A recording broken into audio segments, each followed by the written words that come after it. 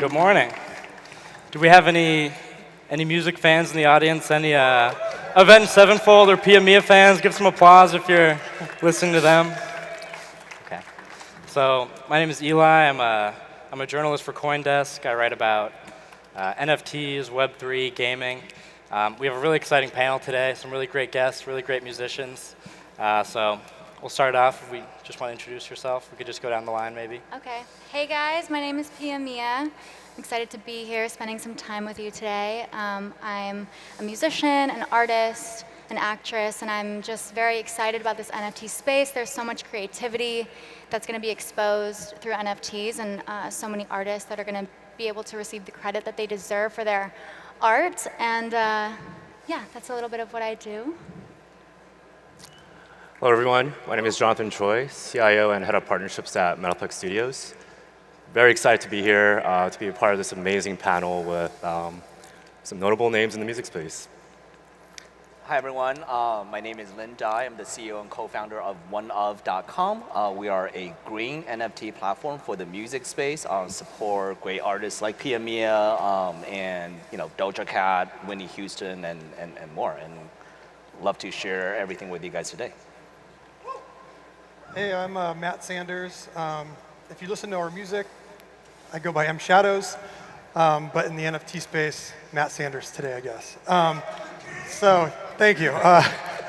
Play heavy metal music and started a club called the Death Bats Club, which is launching December 11th, which is an NFT project for our community, our fan club, and as it grows larger and larger, we're looking at fractionalized royalties, we're looking at Metaverse stuff, and so the possibilities are endless. Really excited to be here to talk about this. I think we could talk for hours on all these points, but M Shadows here. Good to see you guys and excited to be here. Yeah, I was actually trying to get the organizers. Can we walk out to Hail to the King? I think that would really hype everyone up, but they thought it would get too rowdy or whatever, so not able to do that. But yeah, I think a big theme of the conference so far, has been the idea that NFTs are more than just images, right? And in music, there's a lot of different use cases for NFTs. You have songs being streamed as NFTs. You have, communities, tokenized, fractionalized communities with Discords. You have, concert tickets being sold as NFTs. So maybe, Lin, you could start us off. How do you see the music industry kind of integrating NFTs? And maybe you could name drop, the music award show you guys have recently partnered with, right?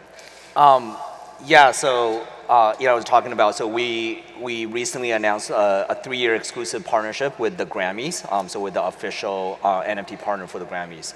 So I've been working on the technology behind music NFTs for about 2.5 years. So really, we think NFT is the ability to kind of revolutionize all different revenue streams for music, right? Right now, it's if my partner Adam Fell was here, he would say the music industry is really built on a 3-legged stool, and NFT makes it a 4-legged chair, right? So basically, artists previously had the ability to monetize through streaming revenue, which kind of for the most artists require them to collateralize their recording revenue stream with a record label. Artists can make money by touring, right? But a lot of artists had to collateralize their touring revenue stream with a tour promoter or Live Nation. And the third thing, artists can write music. So a lot of times artists collateralize their revenue stream with the publishing company. So NFT is actually the newest form of a new pillar in the artist monetization model that actually doesn't require them to collateralize anything, right? So this is a fresh new perspective. There's so much opportunity for musicians and artists. So. Okay, so we have some artists up here. Matt or Pia, how do you guys think that NFTs will change the way that maybe musicians can break into the music industry, or that royalty payments will be divvied up? Because there's a lot of there are a lot of barriers and a lot of third parties that can get in the way of musicians really beginning their careers. And a big thing of blockchain, NFTs is kind of getting rid of third parties. So how have you guys seen that so far shape out just in the last few months? You first? Go for it. Well, I have had experience on a major label, and I'm independent now. So I think that being independent and having NFTs in this new world is so beneficial to artists because you don't have any red tape. There's nobody holding you back. It's on your own timeline.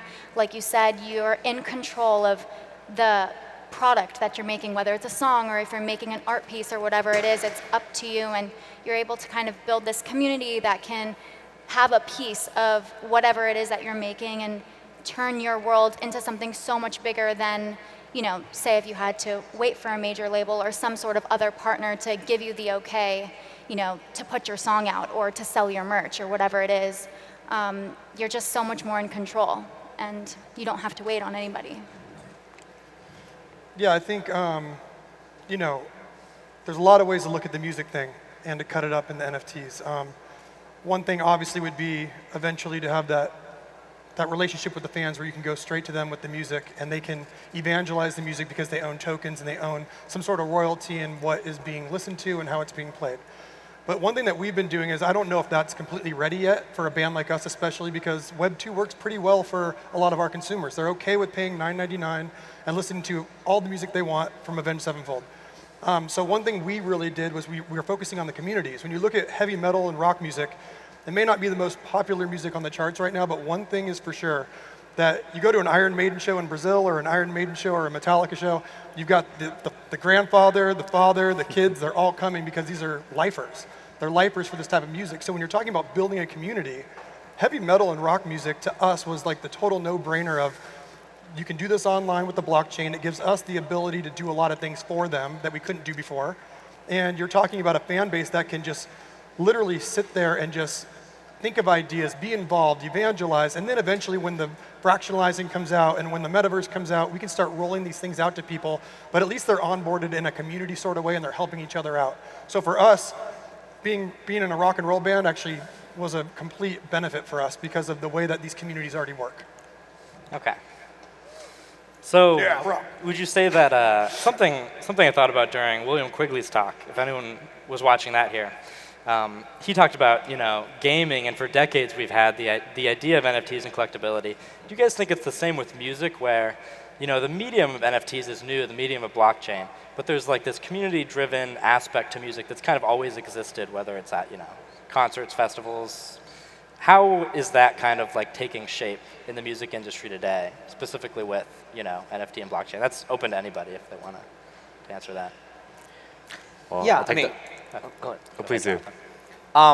You know, I think NFT is most powerful when it represents the community, right? So we all live right now, I would say more than 50% of our lives in kind of the digital world already. If you count the amount of minutes you're looking at your phone screen versus like you're kind of like engaging with the real world, you're probably spending at least 50% of your time. So NFTs is kind of one of the ways for you to show you belong to a community, right? I could wear an Iron Maiden shirt before and go outside the world and everybody around me, right, can see me. So on an average day, I probably interact with like 10, 15 people, like in the real world. But on an average day, I probably interact with like 10,000 people in the digital world, right? Like, wouldn't it be great if I have an Iron Maiden NFT, just like I would be wearing a T-shirt to show my identity, right? So I think NFT fundamentally shifted the way we can display our kind of community belonging in a brand new way. So,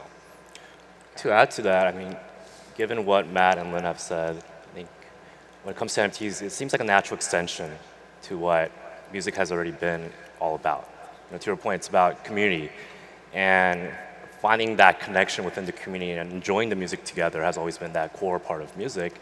And now with NFTs, the physical experience is now translated over to the digital world. So I see it as a natural extension. Great. My next question's for Pia. No pressure. No pressure. Yeah, well, I'm no forgetting my pressure. question. It's too much pressure right there. Earlier today, you know, there was a panel talking about, you know, female empowerment, the role of women in the NFT space. As a female creator, do you want to talk about maybe the project you're doing and what role you think you play for, you know, onboarding kind of this younger generation into the NFT space? I'll give a little teaser. We're dropping a project with OneOf, which I'm really excited about, and yes.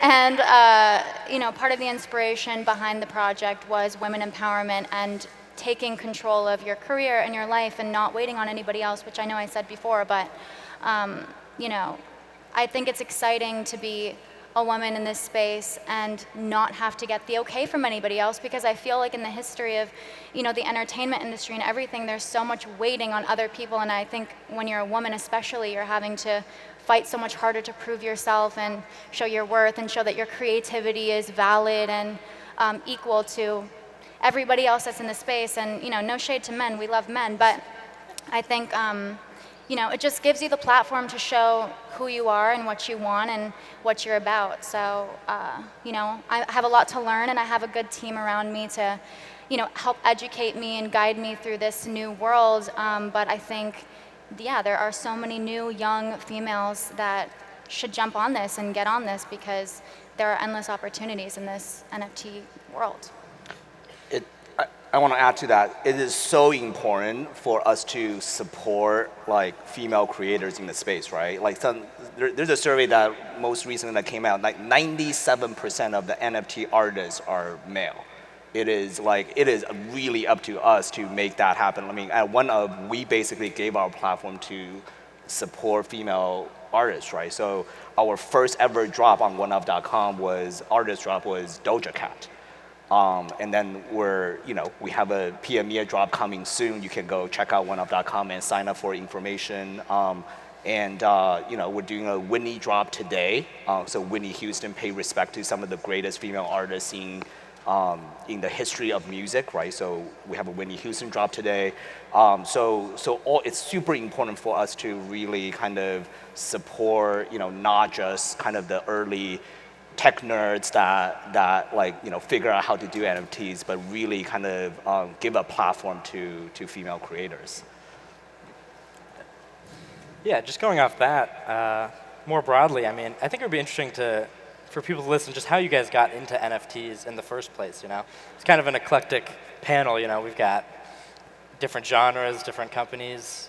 But what brings us all together, right, in the arena is that we're all kind of intrigued by NFTs, or we're investing in them, or we're thinking about buying them. So, Matt, I know you have a really interesting background because you've come at it more as, I don't want to aficionado, whatever you would say, right? More than just a musician trying to get NFTs. You've been more of a collector for a while. So, do you want to give us maybe a background on that? I think you have an interesting perspective.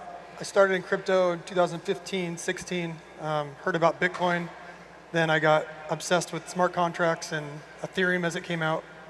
And I kind of just sat with my coins and didn't really have much to do with them, I was hodling them and hodling them. And then I started hearing about CryptoPunks. And CryptoPunks, I heard about them in probably about a year ago, but then it was January of this year that I really dove in and started understanding the concept of digital ownership and also what it meant to be one of the first things on the blockchain. And I felt it was important, so I bought one. I didn't know how I'd feel about it. I stared at it all day on my phone. I was obsessed with it. And then I minted the Bored Apes eventually after that. And then that's when the utility started getting involved and the light bulb went off. And I said, this is a space I want to be involved in. Everybody with an audience should be doing NFTs. And it's been, a daily occurrence in the Discords and on Twitter, being a part of these communities, whether it's art blocks or the punks or the party degens or whatever it is, right? Just the toads, everything. And so just becoming completely obsessed with it. And now I am full on in the space and doing our own project. So that's how I ended up here. So I got into space. So I was building a blockchain software company we were B2B, and we served clients like Warner Music Group and Uber and Brave Software, who's the browser that everybody probably uses. And then 3 years ago, one of my mentor, Lin Dai, who's speaker here today too. So he came to me and he was like, you had to take a look at these blockchain cats, and it was crypto kitties. And I was like, wow, this is so different than anything the music world. I mean, the musician can use this for as merch, as tickets, as song royalties, right? There's so much things we can do with this. So I started building kind of the technology for this, and kind of very early on, even after talking to some of the Dapper Labs people, we figured out Ethereum was not the way to go, right? Because the minting cost is so much. And we ended up deciding to kind of move on to the Tezos blockchain, which is like, we got the minting cost down to under a penny. We were able to, and also, it takes the energy of, because it's proof of stake, it takes 2 million times less energy to mint an NFT, which all musicians care about the environment. So we basically, I had this technology, I called up my, one of my current co-founders, Josh, who's a good friend, who's also a music industry tech entrepreneur. I was like, Josh, we had to do this like NFT thing. And he's like, what's an NFT, right? And then after that, Josh is like, called up our third co-founder, Adam Fell, who's partnered with Quincy Jones, and was like, we had to do this thing, Lin built this technology on NFTs, and Adam's like, what's an NFT? So we were a little earlier in the game. We've been doing this for kind of 2.5, 3 years. But I think eventually it's inevitable NFT is going to revolutionize the internet and many industries, including music. So we're here at the right time right now. So. For myself, well, as unfortunate as the pandemic is, the lockdown gave me the opportunity to finally dive in and learn about the history of NFTs. And after investing into a few, I have to admit I didn't quite get it. Although I learned about the history and why they are so popular, the moment that it clicked for me was right before joining Metaplex Studios, the Degenerate Ape Academy drop happened, and a lot of my friends and I decided to participate.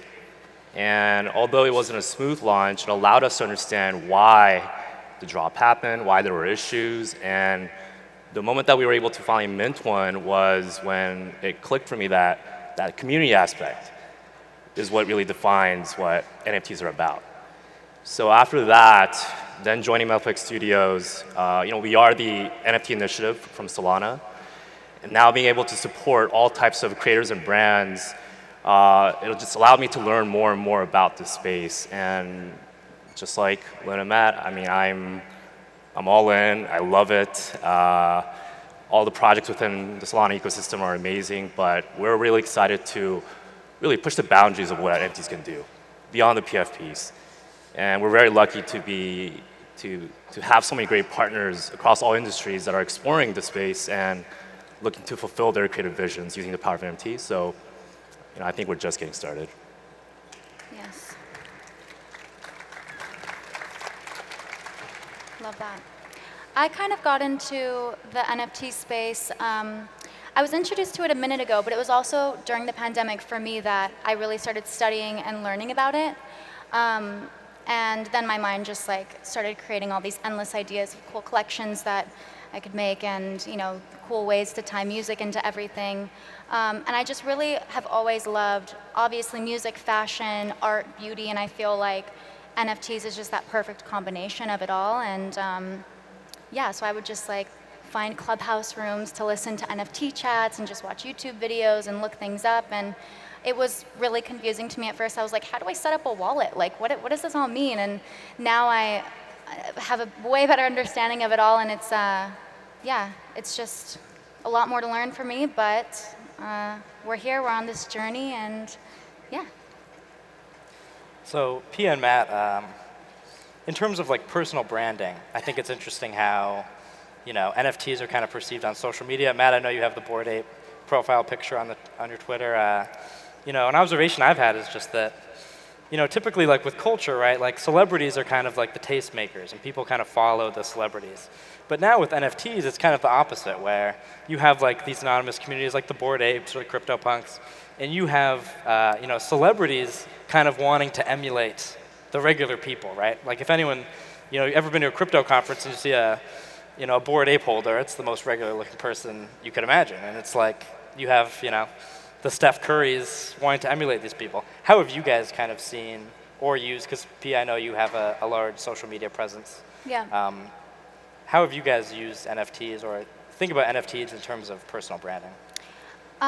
Well, for me, with my platform, I think something really exciting is finding other artists and their collections and being able to help expose and put some eyes on dope artists that maybe don't have that exposure yet. So I want to really use my platform to use my creative ideas, but also to expose other artists. I really enjoyed going into the Discords and going into these communities without anyone knowing who I was. And one thing that, my buddy Joel Madden said the same thing. He's like, what I love, he's a big guy in Cardano NFTs and does this thing called Clay Nation. And he just loved that for 6 months he was able to be in there and be a part of this community, and no one knew he was the singer of Good Charlotte, or that he owns a big company called Veeps with Live Nation, right? Like, he's like this guy that is in there, and he's a part of the community, and he's hanging out. And so what I did was I cut my teeth in the Punks chat, and I cut my teeth in the Apes chat, and I just wanted to learn about this, because no one wants a musician or anybody coming into their space and trying to like infiltrate it, right? It's like, you want to know what this is really about and what's so cool about it. And what I fell in love with was the equal playing field in the community, that anyone that owned that ape was treated equally, or anyone that owned that punk that had that green name would get respect in that chat, right? And the ideas were flowing, and it was very cool. And so for months and months, most of the people that I looked up to in the space didn't know who I was. And then when we all found out who each other were, it was kind of cool, right? It was like, man, you've been in here for a long time, and you've never said a word about your band or what you do. And so I think that when we decided to do a project, I think it comes off as us showing a lot more respect to the NFT space than us coming in and trying to bulldoze our way through and just kind of be like, oh, we're a big band. Because I'm a big proponent of not letting people that don't know what's going on into the space at first, right? There's going to be all these people. I get calls all the time, merch companies, labels, people trying to do things in the space go, hey, you know what an NFT is? We're going to do an NFT thing. Can we do something with you? And they have no clue what's going on in the space. I think it's very important that the people that know what's going on lead the way and do this respectfully and do it the right way, so that it gets, a better taste in people's mouth than what's kind of going on, right now sometimes.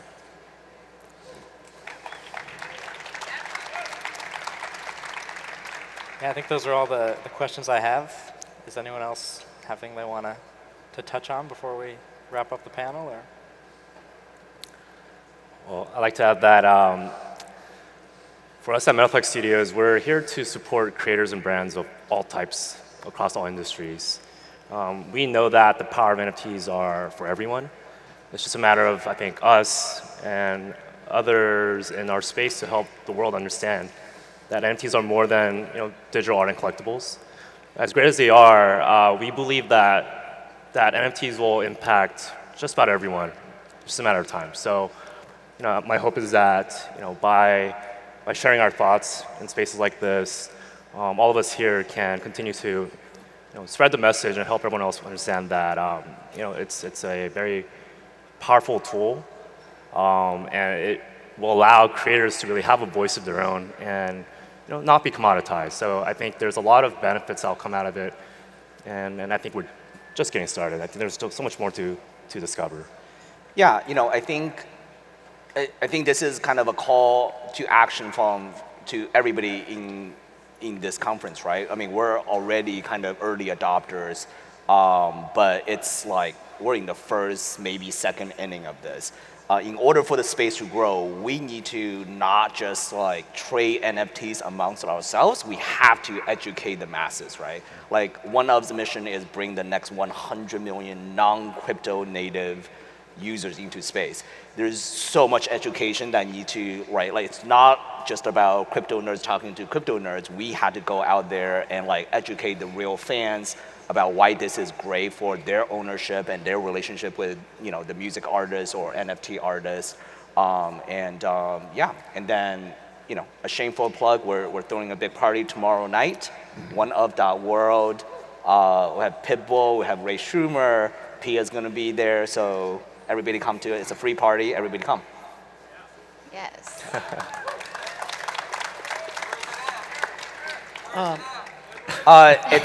It's go to OneOf.world, and you can go claim your free tickets at the Kimpton Surf Comer. I think one of the most important things is a lot of people that don't understand NFTs kind of dig their heels in, and I think it's important to be patient with them, and to try to speak in ways that they can understand the difference. Like I probably talk to 3 to 4 people a day that are finally coming onto Web3. And after you speak to them for long enough, it clicks and they become obsessed because they start seeing the possibilities. Now, there's a couple simple questions. You like a band, you own an NFT, you evangelize that band, and you can actually make royalties off that band. Everyone can still listen to the music. It's not blocked off. Most people think NFT, I'll never be able to listen to the music, like the Wu-Tang thing. It's not the case. When you think about the thousands of dollars us parents spend in Fortnite for our kids, do you want to own those skins? Or do you want to rent them and give them back when the game shuts down? It's a simple thing. And if you give them some of these examples, I think people will be more in tune to kind of open their minds to what NFTs are and understand digital ownership is actually a really good thing for them. It's not trying to benefit some scammer or benefit any certain project. It's a good thing for them. And so I think that's really important when we're talking to people that don't necessarily understand it.